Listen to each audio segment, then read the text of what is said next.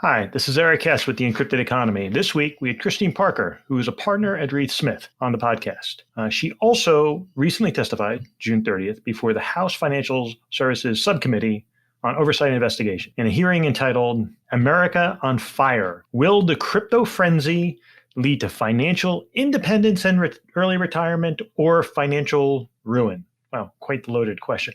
On this podcast, we talk a little bit about that testimony, as well as trying to break down all the things that Chairman Gensler of the SEC is saying. And this podcast is going to have a lot to keep up because he's saying a lot. This past week, even, Chairman Gensler piled on criticism on DeFi, saying that it is generally not decentralized, calling the term a misnomer, thus sending a clear message to the SEC staff. Assume that all DeFi projects are centralized in the same way that every single ICO in 2017, 2018 was deemed to be a securities offering. And before you can say, wasn't it? You might want to listen to my experience, which I share on the podcast. He went further, stating for DeFi, there's still a core group of folks that are not only writing the software, like the open source software, but they often have governance and fees. There is some incentive structure for those promoters and sponsors in the middle of this. So with this statement, Chairman Gensler is clearly picking up a very wide brush. Some incentive structure doesn't leave a lot of wiggle room. It's very similar to his probabilistic statements of securities being on any platform that he made in Aspen. So the staff enters a box. No wonder he is seeking broad plenary powers from Congress because, of course, court interpretations of the federal law can be such a nuisance. Now, Chairman Gensler was a driving force behind swap execution facilities when he was at the CFTC, and he's looking to implement the same for securities-based swaps a decade later. Now we ask, was it successful? Did the market need it then? Did it benefit the market? Maybe we don't care about that. But do we need it now? It's no secret that CEFs are an approach that the chairman is looking to embrace for all swaps and crypto markets as well. Is the US facing a crypto regulatory crisis that requires new regulatory frameworks a la Chairman Gensler to corral it in, to stamp out a lot of early projects and increase burdens? Or should we be taking a step back and asking some broader policy questions and ask whether or not our existing systems can accommodate this, what guidance needs to be given, and how do we foster new and innovative technologies? So, if you enjoy this podcast, please engage with us. Comment on it and share it with others who might also enjoy it. So with that, I think you're going to enjoy the episode today. We're going to have more episodes trying to unpack what regulation is going to look like in the US, possibly impacting the rest of the world for digital assets. With that, I give you Christine Parker, partner at Reed Smith.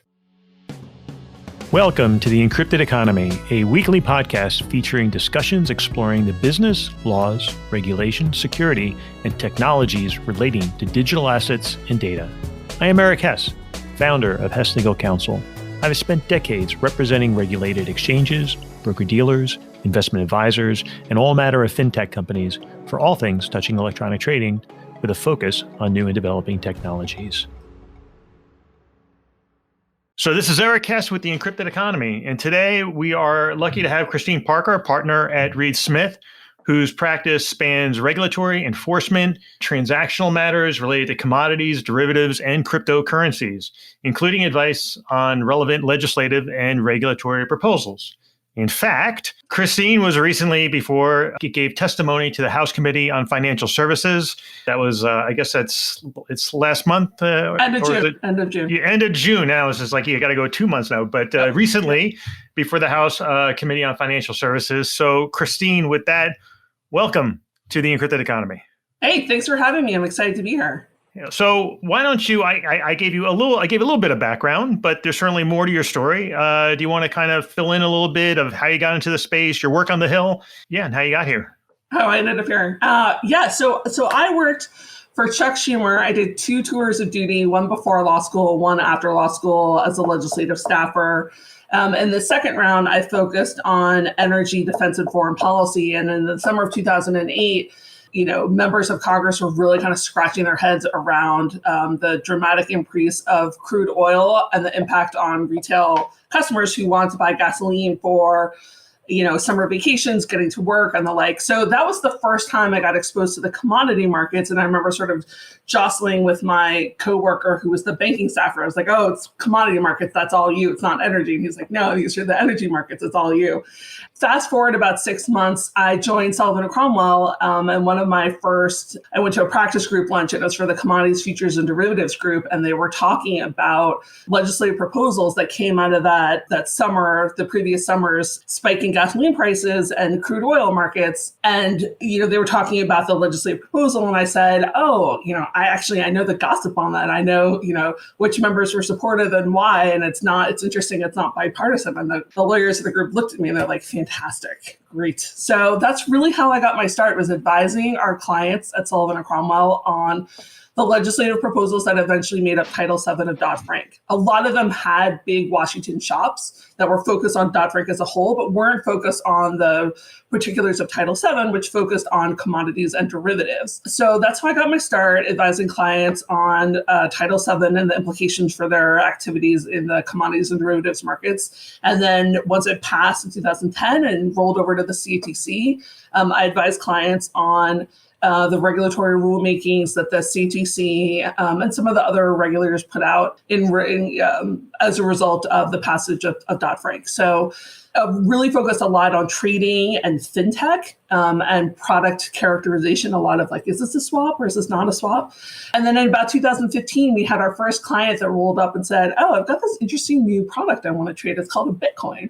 We really kind of scratched our heads around it. But, by that point in time, the CFTC said Bitcoin is a commodity. And so, I had the pleasure of explaining to clients, yeah, this is a great new innovative product. It's subject to the regulation of the Commodity Exchange Act of 1936, and you're welcome. And so from there, that's how I got exposed to crypto, really through Bitcoin. Obviously, 2017, 2018, a lot of clients were interested in doing ICOs.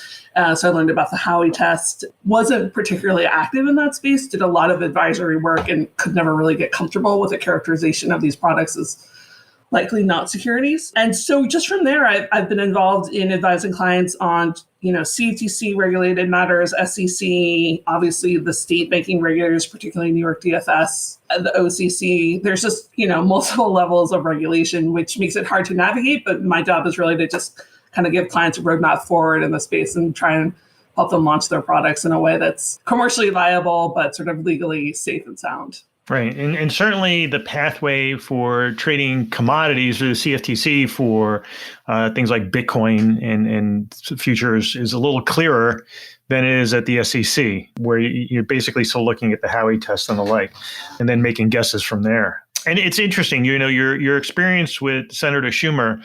I actually had the experience when I was at Direct Edge, also working with his staff and on obviously more traditional finance equities markets matters. And I found that of all the senators, the Hill, Senator Schumer was probably more versed with regards to the Democrats, at least, on financial services matters. That isn't necessarily that kind of understanding isn't necessarily shared across a lot of other Democrats on the Hill. Would you agree? I completely agree. He was always very comfortable advocating on behalf of financial services, just because it's obviously so important to New York City's economy and New York State's economy, and frankly, the U.S.'s economy. But he was an outlier in that space, in that he sort of very comfortably embraced financial services. There were other Democrats on the banking committee. They were interested in housing. They were interested in certain aspects of financial services. But I think he sort of, was a champion for financial services, which is not a typical position within the caucus.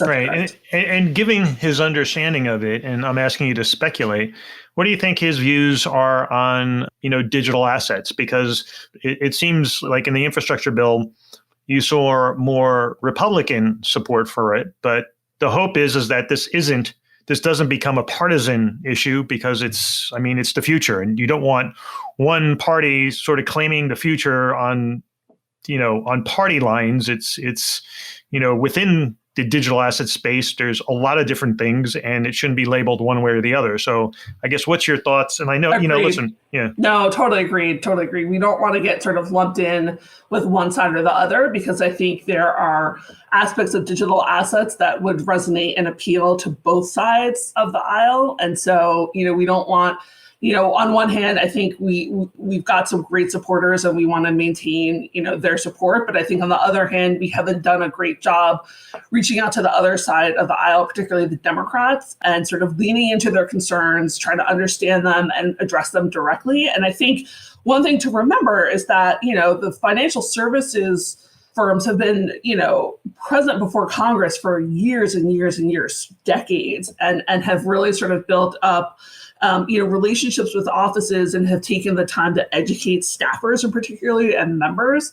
So I think the one thing we have to remember, it's going to take us some time to really sort of reach that level of saturation with members, because they're very busy. They have a lot of things on their plate that they're focusing on. And this is complicated. I mean, I've been, in the weeds in this space for a number of years, and I learn something new every day. So I think we just have to remember our audience. They're staffers, they're members, they've got a lot on their plate. It's our job to educate them. It's our job to sort of understand their concerns and speak directly to them. But this is sort of a hearts and mind campaign. It's going to be a long-term effort on our part. But it's crucial that we do that, because we want to have a seat at the table when, there are legislative proposals that address crypto that are being considered. And, we want members to turn to us and their staff to turn to us and, use us as a resource. But, it's a campaign. It's a long-term campaign. We've got to be talking to the folks who, are not supportive and don't understand us and say things that we don't like. But, it's our job to be effective advocates on behalf of the crypto community and to be talking directly to those people and not sort of a one-off thing. It really is a sustained, engagement with members on both the Republican and Democratic side and their staff. And just recognizing, again, they're overworked, they're underpaid, they've got a ton of stuff on their plate. This is pretty complicated. They're not going to get it right the first, second, or third time. So that's why we have to keep going back and engaging with them and sort of, and bringing them along with us as we innovate in the space so they understand the benefits of digital assets. And, if something comes up or they've got a question or they're worried about something, they've got someone that they can turn to who can, understand their concerns, but advocate on behalf of this community. Great. So I wanted to touch on that point, even though we're going to be talking about regulation, but with everything having gone on the last few weeks with regards to both Gary Gensler's statements, the little back and forth between the CFTC and the SEC, as well as, of course, the infrastructure bill that really brought this all front and center, it was important to pause there. And I think, this podcast for sure has a lot of unpacking to do in the weeks to come with our guests to try to break out all the different components of it, because it certainly, in a matter of a few weeks, wow, did we get a ton of material going forward to sort of cut through and sort through and try to figure out what are the implications. But I went off on a path, because usually the way that I do this is I say, what's your background? And then tell me about a personal experience that shaped your values and who you are. But I violated that. I went right into the political stuff. And all of a sudden I find myself swimming along and like, oh God, I got to go back. But it's going to be a segue, because we still got to break out some of your testimony before the House and how it got updated. So, but before we get to that, let me get back to the beginning. So a personal experience that shaped you, Christine Parker. Please share.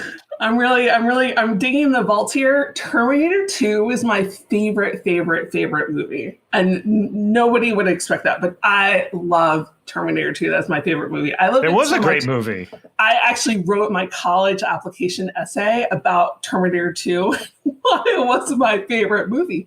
And it worked. I mean, I got into college. And, kudos to my parents. They kind of looked at it and sighed, and they were like, oh, Jesus. But, they let me do it. I mean, they let me sort of write this essay about why Terminator 2 was the best movie ever.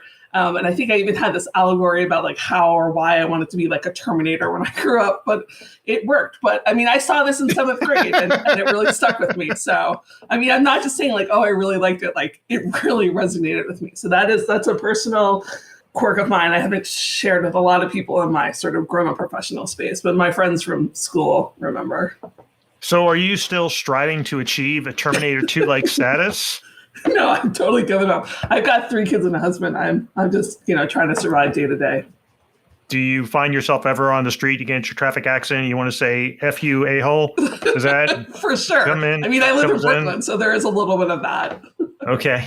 No, but I'll say the Terminator series was brilliant, so I give you kudos. And that's not one I've heard before. No, I'm sure For it's a not. personal I'm experience. sure it's not. But I mean, I had a lot of Terminator 2 posters up in my room growing up. I mean, I really leaned in hard. Wow. So the funny thing is on that, I actually think that if we had 15 minutes and a very focused audience on it, we could totally unpack the parallels of Terminator 2 to your practice and what you do today. I'm sure we can find analogies. Totally. And maybe a college course, maybe a college, just like one college session, whatever. But I'm there for it. I'm totally there for it. Terminator 2, I like it. I was actually born on the same day as Arnold Schwarzenegger. So I don't know what that means. I really don't know what it's got to mean something. And we can it's got to mean something. I think it means that I'm kind of like Terminator 2 myself. I don't know. Yeah. Or Terminator. Perhaps. I don't know. I don't know where to go with that one. But I like it. It was definitely out of left field. I wasn't expecting it. So you threw me. I don't even know what to say. Podcast is over. No, just kidding. So anyway, so you testified before the House Committee on Financial Services. To summarize, because I'm going to ask for your update, right? So you talked about the confusion that exists in the marketplace. Security, is it a commodity? Is it both? And the need for more unity, whether it be through a unified regulatory framework, one that's consistent, so you aren't always bouncing back and forth. And then also the need to minimize state and national regulatory regimes. I mean, like MSB, we had Felix Shipkovich from Shipkovich Law a number of podcasts ago. We're talking, he focuses on MSBs, among other things. And that whole regulatory framework is it's crazy. Like that could totally use a federal regime so you don't have to go state by state by state by state. But with all that, and I encourage people listening to the podcast, that was a very interesting House Committee on Financial Services, and Christine did a phenomenal job. And a little secret for people who say, wow, that's a really long hearing and I don't have time, put it on 2X. And you can listen to it in half the time. Just to pay a little more attention. I do this for all my podcasts. I do it for everything. Sometimes I go up to 2.5, 2.75, but then it's like I have to drink a lot of coffee and I'm really jittery for the rest of the day. So 2 is probably a safe place to put it. But Christine, so given where we are today, how do you think you would update your testimony or what you spoke about at the end of June? Yeah, no, that's a great question. And to your point, it wasn't that long ago, but it feels like so much has changed. I think my point to one of my main points, I think I still stand by, which is, Congress, please empower the regulators to offer commercial products that retail customers want that provides the customer protections that we're used to and sort of the fully regulated exchanges such as the Chicago Mercantile Exchange or New York Stock Exchange. Empower the regulators to offer those so that U.S. customers aren't going overseas to get them and exposing them to sort of lesser customer protection regimes and other types of fraud and market misconduct. The regulators are not offering their products because Congress is clearly, let's say, ambivalent about crypto. I mean that, and there are some very strong supporters, and there are some folks that are not quite there yet. So that's still sort of my main thesis. But I would also say, this to the crypto community and to the advocates and supporters, we see what happens. We are a powerful force. We connected with lots of members during the Senate infrastructure bill. But it's really important that we have a seat at the table to begin with so that we're not sort of fighting, a rear guard defense, that we are sitting at the table and we're saying, here's what we need, here's what you need, here's the legislative proposal that's appropriate for this type of legislation. So it's a tax piece that goes into the infrastructure bill. But we need a seat at the table. We need to have, credibility, and we need to have members trust us that we're advocating along the same lines as what they are looking for in this space, so that we've got a seat at the table. We've got, we don't have the pen, but we're speaking to the person with the pen, as opposed to sort of scrambling to fix bad legislation that's in an omnibus package that has very high likelihood of success of being passed without, us having a real chance to offer amendment. So I think it goes back to our initial conversation, Eric, and the original point that you raised, which was, Democrats haven't sort of fully embraced financial services. I think that's a proxy for crypto. I would just say, look, we are a strong, savvy advocacy community of advocates for crypto.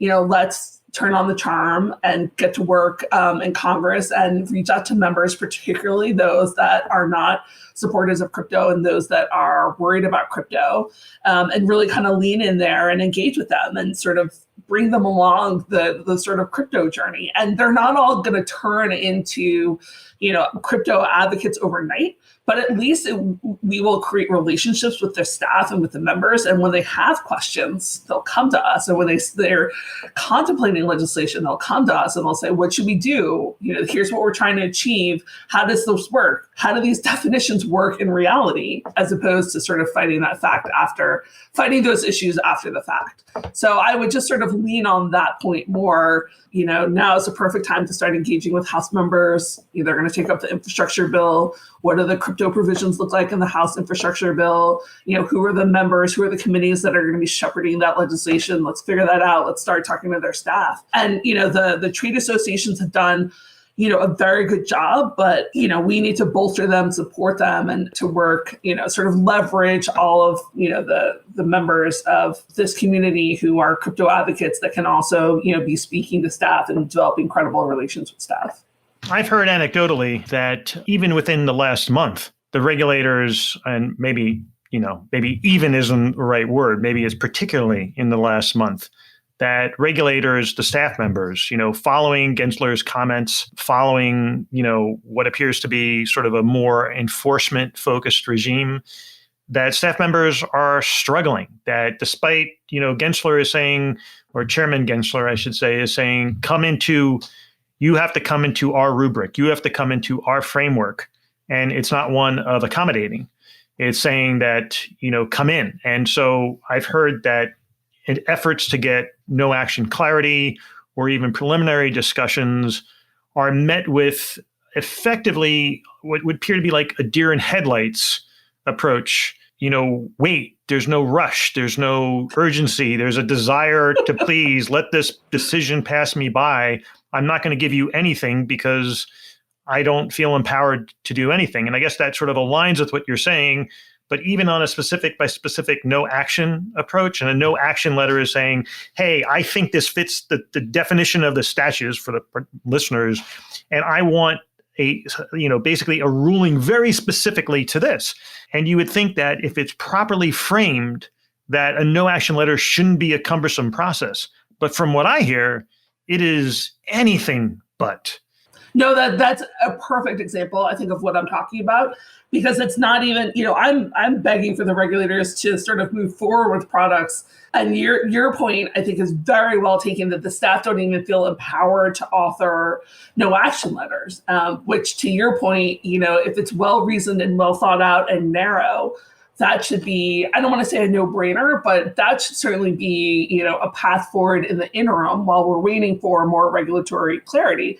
And it gives staff the opportunity to sort of let, a new product develop and flourish and see sort of what's working and what's not, because they still have, that no action authority that they can go back to and say, okay, well, we've watched it. And, from a permanent basis, we're going to say yes or no. But to your point, they don't even feel empowered to do that. And I think it goes back to your original point in that the SEC in particular is really doing sort of an enforcement by regulation approach here. And, that's really difficult and problematic. And I'm not sure that that's going to end up well for them. And it's certainly going to be harmful, I think, to retail consumers in this space and to innovators who are trying to launch a product.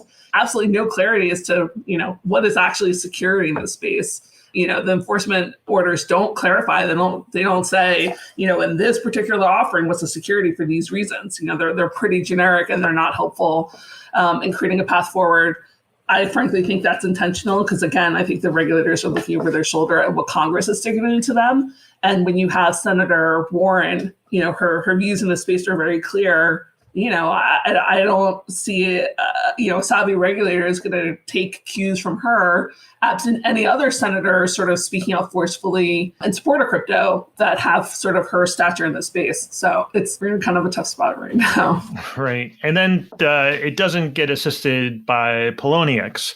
I think Poloniex, first of all, before the podcast, I said, Christine, should we talk about Poloniex? And she said, I think it's Poloniex. So if either of us are pronouncing it correctly. Exactly. I'm wrong. It's on me. Sorry.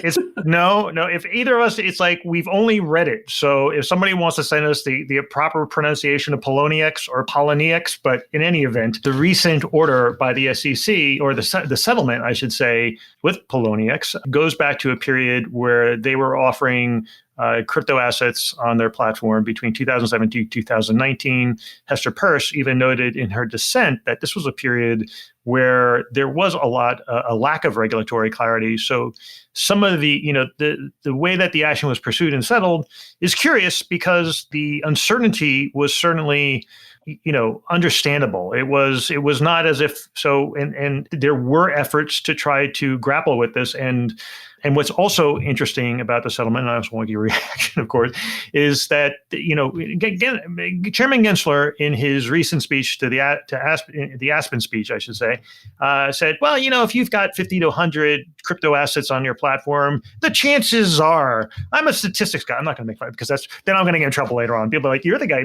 But he basically made this point that the odds are, if you got 50 to 100 digital asset, the odds are that you have a security. And curiously, Poloniex comes out and they don't even state what the securities are. Which ones the securities are. Yeah. Right? It's almost like it just feeds into, we have a settlement order because the odds are that in 2017 to 2019, the odds are that we were probably trading securities. Probably.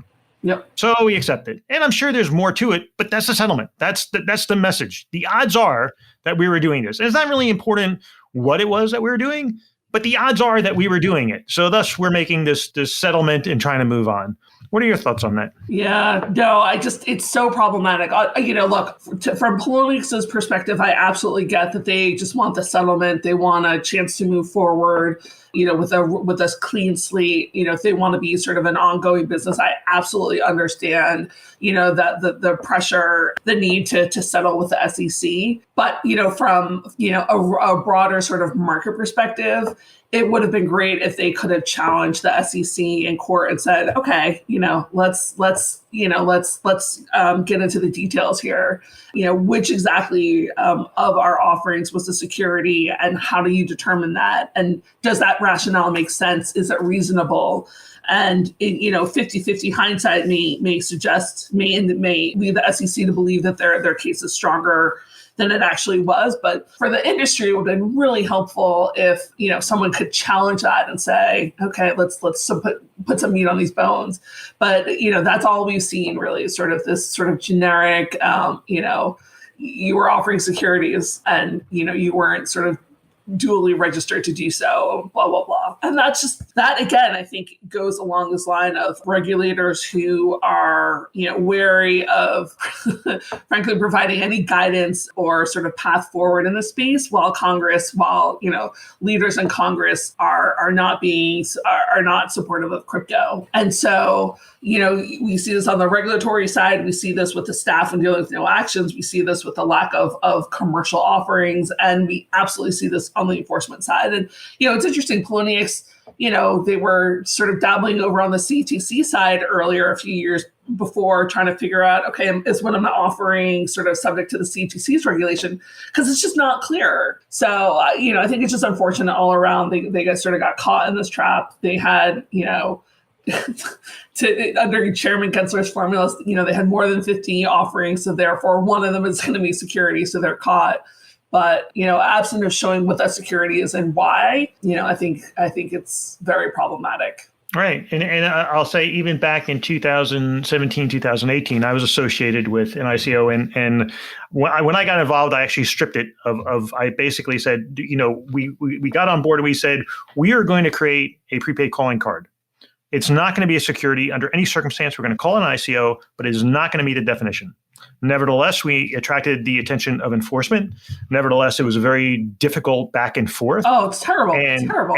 And when we finally pulled it, I spoke to one of the heads of enforcement and I said, this offering was designed not to be a security. It was designed. And the response was every single one of these things that we've seen so far has been a security.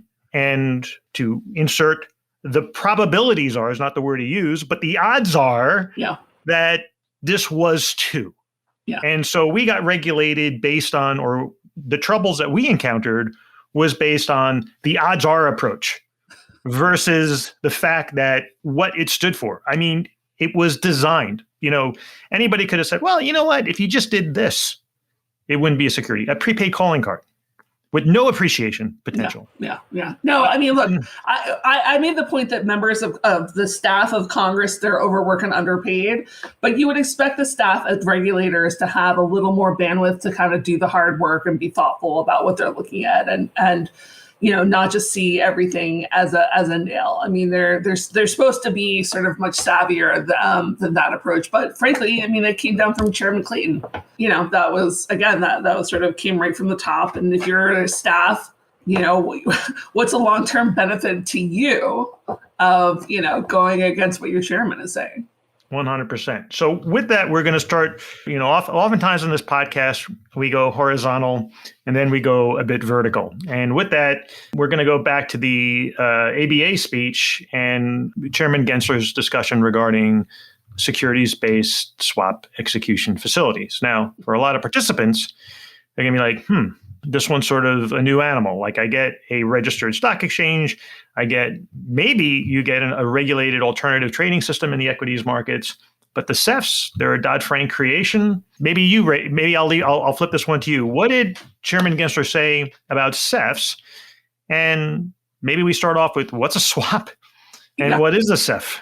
Yeah. No, those are great questions. I mean, the CEFs are very much a Dodd-Frank creation. Interestingly, the CEF, the swap execution facility, is actually very much a Chairman Gensler creation when he was at the CFTC. I think the intention when Congress was drafting Dodd-Frank was to create sort of an alternative market or trading platform facility for what we call on the CFTC side eligible contract participants, which are sophisticated investors.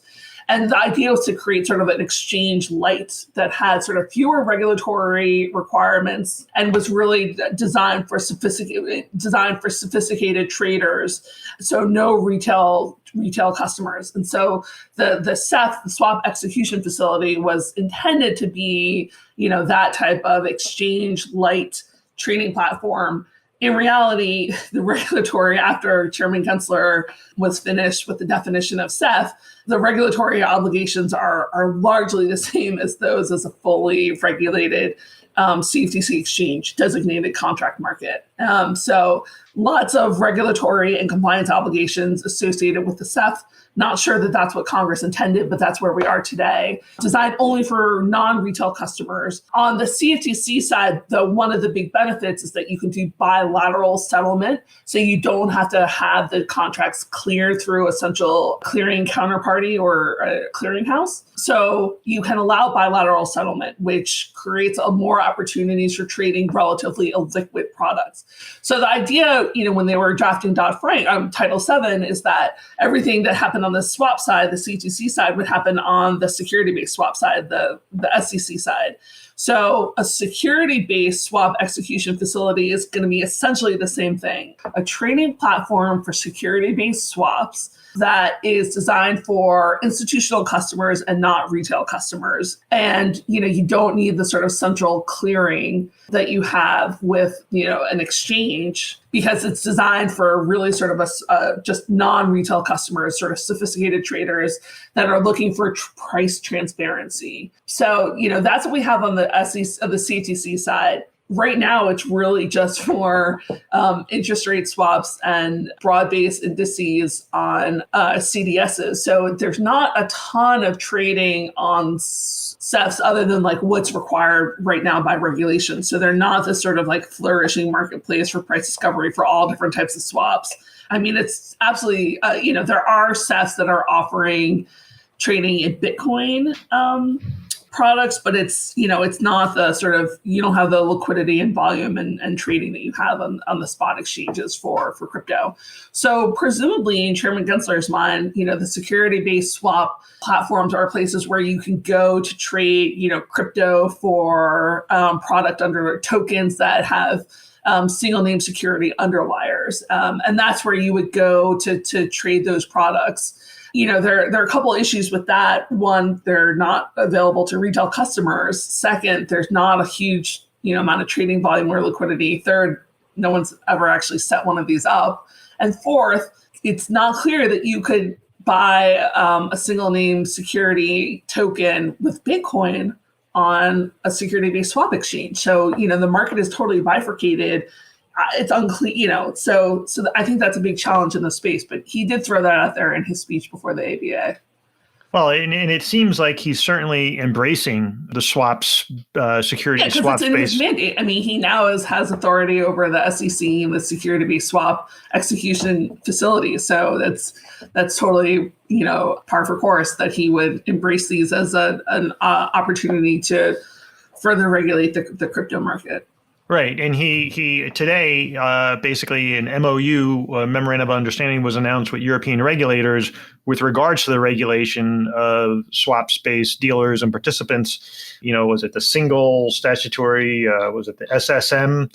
It's in the MOU, but basically the notion of a single statutory framework for compliance and recognized compliance. And listen, I think you told, before this call, you said, listen, this is something that's been long overdue, and it shows that he's serious about it, but it also shows he's serious about the whole swap space infrastructure, and he really wants to bring that into fore. The swaps regulation was proposed in 2011.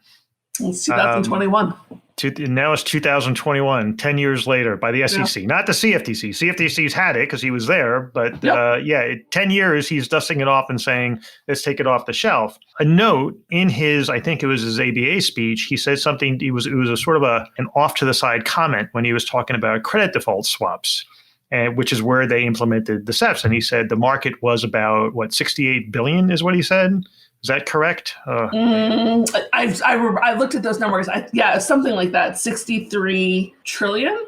Was it trillion? Okay, yeah. God. All right, but what I noted, in terms of market notional, size, which is just notional, which is not sort of the underlying risk. It's just the notional amount of activity, which was significant. So I should have firmed up that number, but so it was 68 trillion. But what I noticed is he said, and it's considerably smaller today. It's like 6 trillion. It was basically, he quoted, it was 1/10 the size of it was, and yet we saw nothing wrong with that. It just moved on. It was like evidence of a successful market that worked. And one might ask, well, did the regulation facilitate it or did it restrain it? Clearly, it restrained it. Maybe it restrained it in a way that was, proper, but yet it still had a 90% hit on the amount of notional transactional volume. And, if that's what's being proposed for cryptocurrencies, one has to wonder whether 90% is okay by his. One has to wonder. Yeah. I mean, look, I just think there are members of Congress that, have Chairman Gensler's ears, and they're aligned in that. They are of the view that more is bad and less is better, because these are, for better or for worse, sort of robber barons out there sort of stealing from the little guy. And the more you can do to shut them down, the better off we are. I mean, that is really their narrative. And it's solely focused on the bad actors. And so there's no sort of attention given to any sort of benefits to the retail customer or to the institutional customer.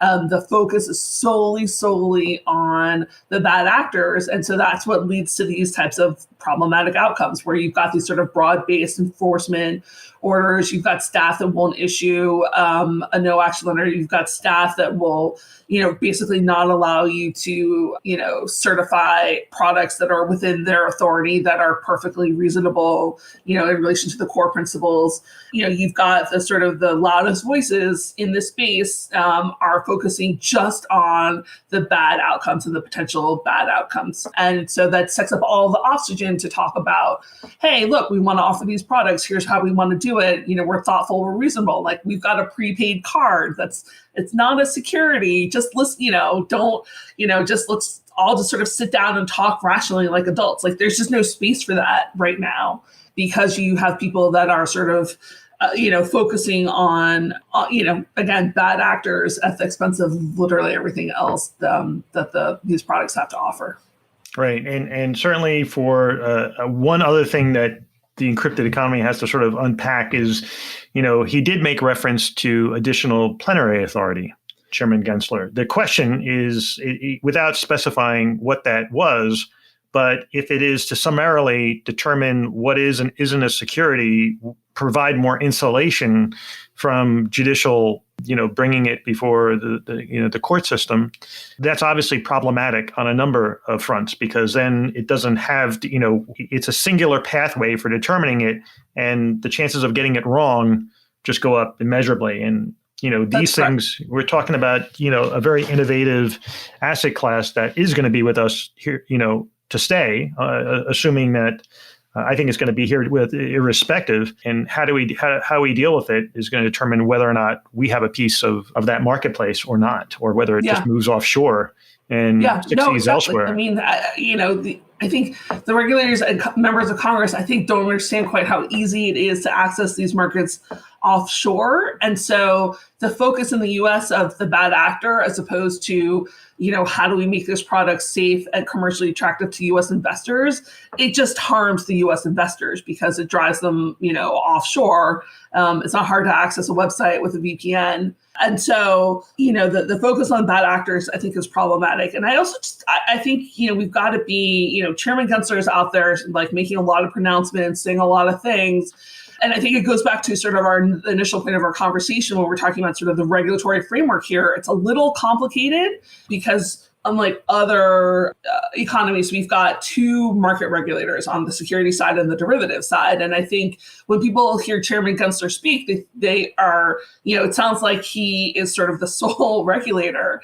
But in fact, the CFTC has authority over the predominant market share of crypto products that are traded and offered in terms of market share, right, that are available in the US. And so what he's talking about, frankly, is kind of as the outlier. I mean, he's talking about tokens that, don't have, on a consolidated basis, don't have the market share that like Bitcoin and Ether do. And so, I think people get confused, members of Congress, they hear Chairman Gensler speak, and I think it's confusing because he doesn't acknowledge that reality that the CFTC has the lion's share of the crypto markets under its specific jurisdiction.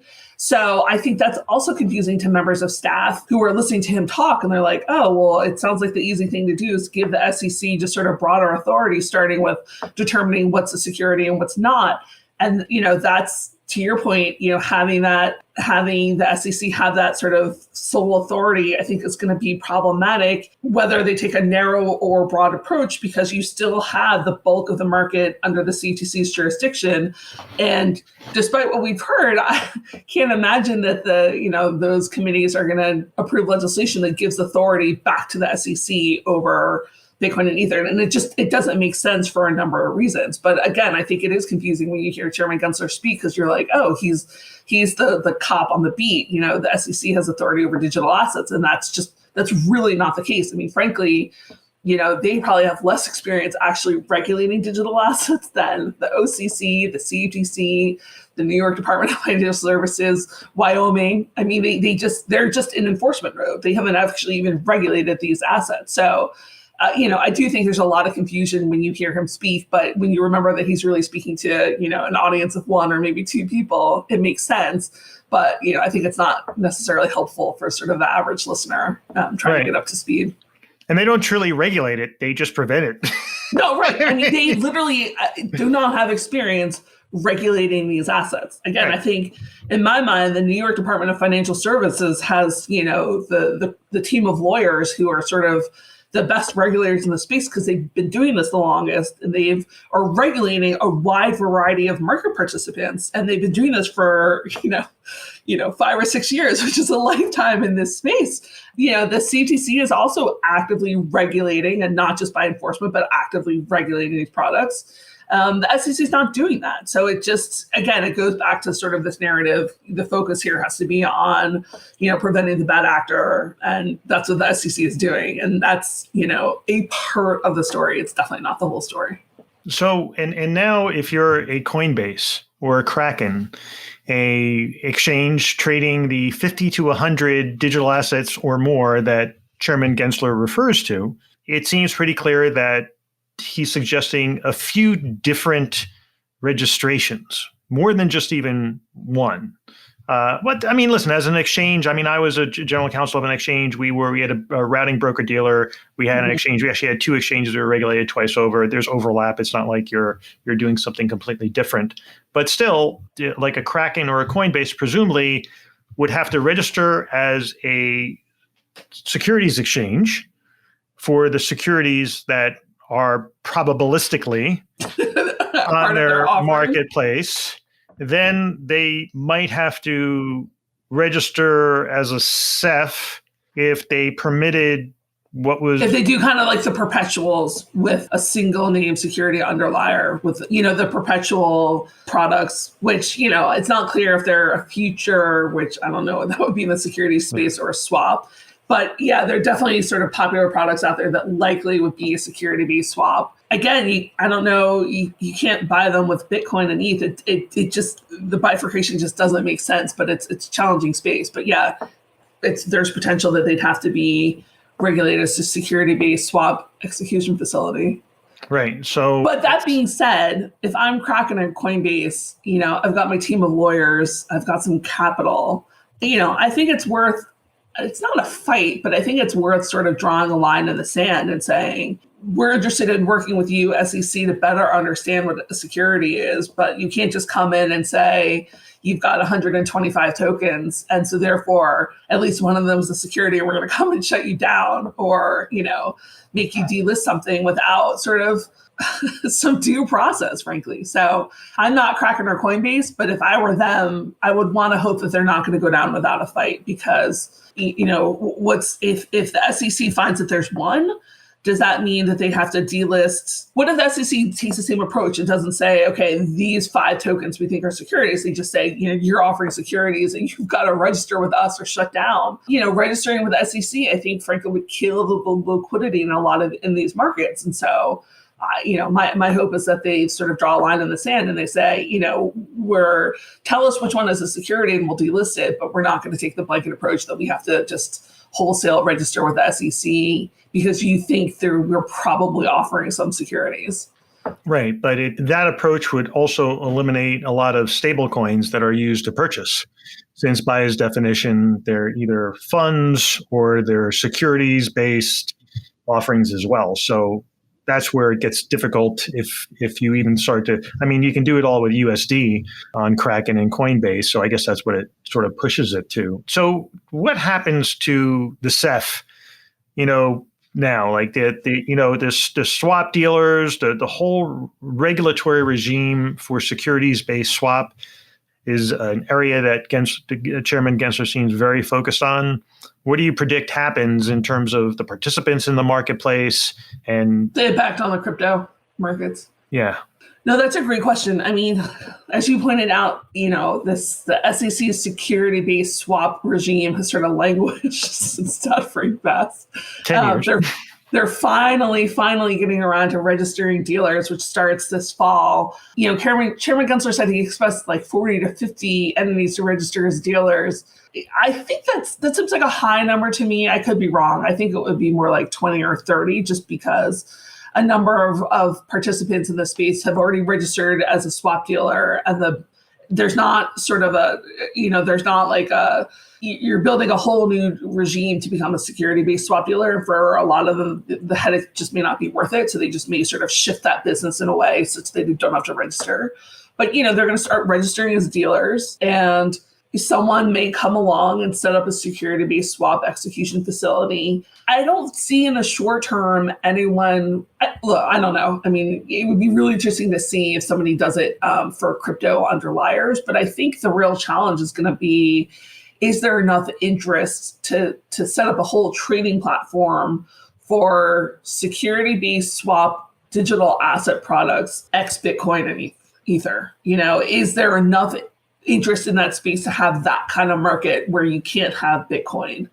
I don't Particularly know. in an I don't know what that environment. looks like. It'll be a good test. It'll be, interesting test. And, maybe people are using stable coins and, I don't know, like a Bitcoin backed stable coin or something like that. But I think it's kind of challenging because the liquidity, there'll be sort of two different liquidity pools. And I just don't know if there's enough institutional interest in security-based swap digital assets at this point in time. It may be that people go to the dealers for them. Right. Dealers can offer them. So it may be that, one or two of the security-based swap dealers set up a trading desk for digital assets. But that's also a lot of work. There are capital requirements. There's likely to be margin requirements. Who knows what those are? You've got to report them. So there's transparency around it that just may not be appealing or attractive. I think, frankly, if you're an institutional or trader in this space, you're not looking at engaging with the U.S. security-based swap dealer regime. You're going to be going overseas to like Singapore and Hong Kong to get the liquidity that you want. Why deal with this mess? Why would you go on a tour boat if the captain's throwing over the passengers as you're floating out to water? Like, why would you invest in that boat, right? It's right. like, you bring on, maybe there's a better analogy, I'm sure, right? But why, it's a market that's contracting, like the very forces you have to get regulated to offer the service, but yet the same regulator is also very active in enforcing against whatever you bring onto your platform. So exactly. It's a challenge. It's very unattractive. Why deal with that mess? Why deal with that hassle? Just, trade out of Singapore, trade out of Hong Kong.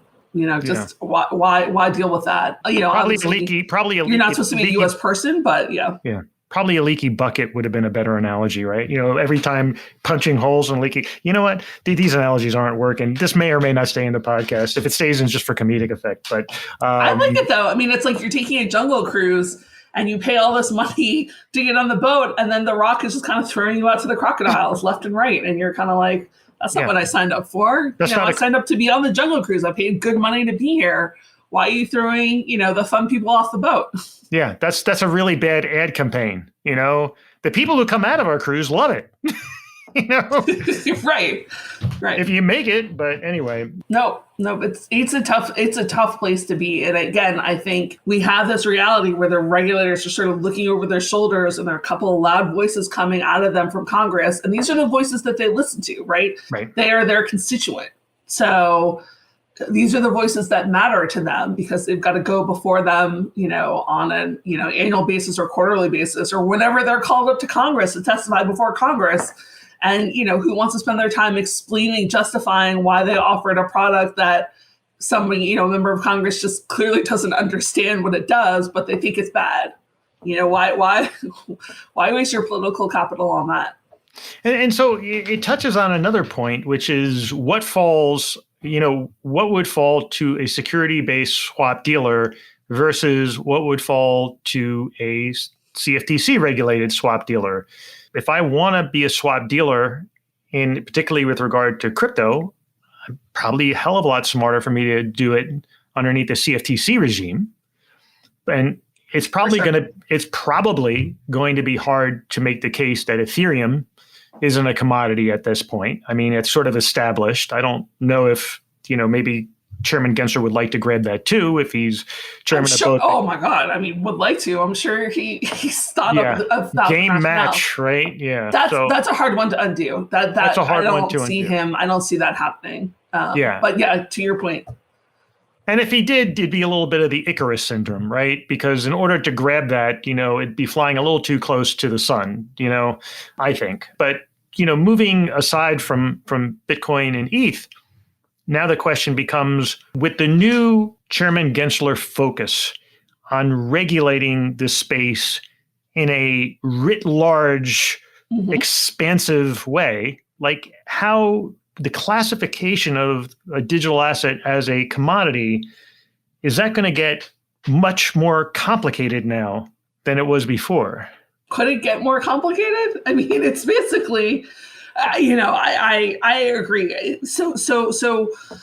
Where do we go from here? I think one of the things that I had hoped never to see, but it seems like we're kind of moving in that direction, is there is, from Dodd-Frank, there is something called a mixed swap, which is a swap that has elements of a security and a commodity.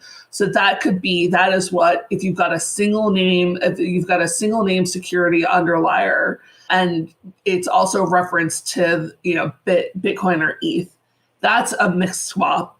Essentially, both the CFTC and the SEC have jurisdiction over those products. And there's ostensibly a path forward for somebody offering that. We're 10 years out of Dodd-Frank. We're just standing up the security-based swap dealer regime, security swap regime. Nobody has wanted to test the waters of a mixed swap because the swap regime is pretty intense. The security-based swap regime is going to be equally intense. And then sort of being in the crosshairs of both, that's just a market killer. So I think we're going to see some consolidation of sort of Bitcoin and ETH on one side and then everything else on the other side. And I don't want to say, and I'm absolutely not saying that everything on the other side is not a commodity or it is a security, but I'm just saying for the time being, we're only going to have clarity, real sort of meaningful clarity around Bitcoin and ETH. And it's going to take some time to figure out a framework to evaluate what is a security and what's not. I think if Chairman Gensler had his way, everything else would be a security. I mean, you've had that experience. I mean, that's essentially the approach that the staff is taking, that if it's not Bitcoin or ETH, it's a security. And even though that's clearly not correct, but I think that's going to be the lay of the land right now with Chairman Gensler at the helm, unless and until Congress kind of wades in and sorts out this mess and creates a framework to help the market regulators, make the determination is something a security or something a commodity. Unfortunately, I don't see Congress doing that anytime soon. And I think if they did do it, it would be some kind of framework in which the SEC kind of has the first bite of the apple, and anything that they don't deem to be security may be a commodity.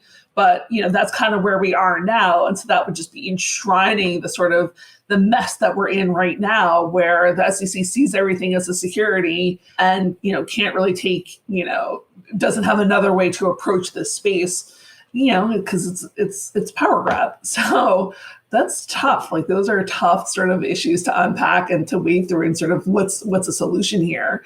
None are really forthcoming.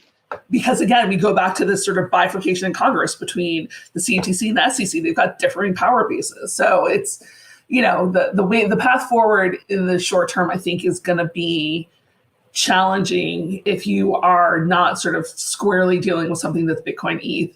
And it's also going to be challenging as the SEC stands up its security-based swap regime. And, I think that's going to be a pretty intense sort of place to offer innovative new product, developing sort of volume and liquidity and garnering some market share in that space. It's hard to do it to begin with. It's hard to do it in a new regulatory regime. And it's hard to do it with a regulator that really just wants to shut you down. So, kudos to everybody out here sort of doing the best they can. I think this goes back to sort of our original conversation around how would I revise my congressional testimony. I just say to the crypto community, we're our own best advocates. We've really got to be sort of out there pushing Congress along so that we're not sort of stuck in this space where, we're being regulated by people who kind of don't understand us and don't like us and are not, really interested in helping us develop. They're just interested in sort of growing their power base. All right. Well, I was hoping by bringing you on the podcast, you would clarify everything for us. But geez, Christine, why couldn't you have done better on that front? No, just kidding. It actually does. It provides a lot of, listen, the point of this is to try to get some clarity around what is not clear by definition at this point, or friendly, or encouraging of innovation. So, we're going to focus on it, in a number of episodes on the regulatory import and lobbying, quite frankly, because there's a lot to unpack as well. So listen, thank you so much for coming on the Encrypted Economy. Thank you so much for having me. This was a lot of fun. I mean, I love talking shop, and I got to talk about Terminator 2. So I know. This is like a huge win-win. So thank you. There you go. Thanks so much, Christine.